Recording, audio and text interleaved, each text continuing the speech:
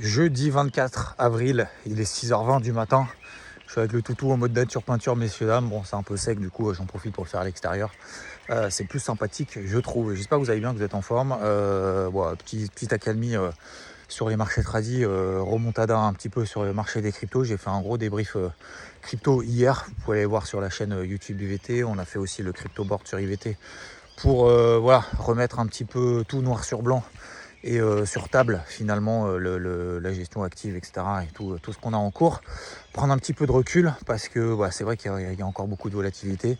Il va y en avoir encore. Oui, un apaisement global, mais voilà, quand je regarde le taux à 10 ans aux États-Unis, on reste au-dessus des 4,30.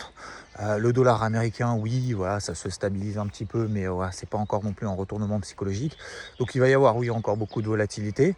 J'en ai profité, vous vous rappelez, notamment sur le CAC, j'avais payé cette zone des 6800, 6830 exactement, jusqu'à 7005, un petit peu en dessous, 7500, 7467 très exactement. Et du coup, je profite justement qu'on revienne sur cette zone des 7500, grosse zone finalement de résistance, si vous regardez un petit peu en daily, en weekly.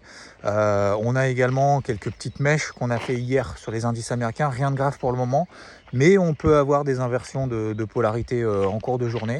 Donc je vais suivre tout ça. Les PMI hier, donc c'est des sondages auprès des directeurs d'achat, ont été mi-figue, mi-raisin. C'est pas grand intérêt, même si c'est quand même le sentiment des directeurs d'achat, donc sur leur sentiment sur leur business, tout simplement, le contexte économique et tout. Donc ça, c'est important, intéressant.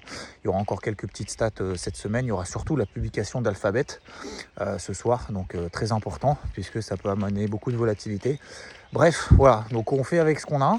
Il y a des petits mouvements qui sont en train de s'opérer. Travaillons encore une fois sur des grosses zones d'intervention. L'euro-dollar également, là-haut, on a une grosse zone sur les 1,14, 1,15, notamment en données mensuelles et hebdomadaires. On en reparlera dans les briefs crypto dimanche. Je vous souhaite en tout cas une très belle journée.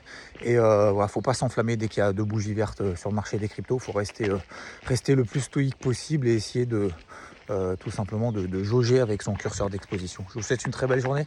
À très vite. Ciao.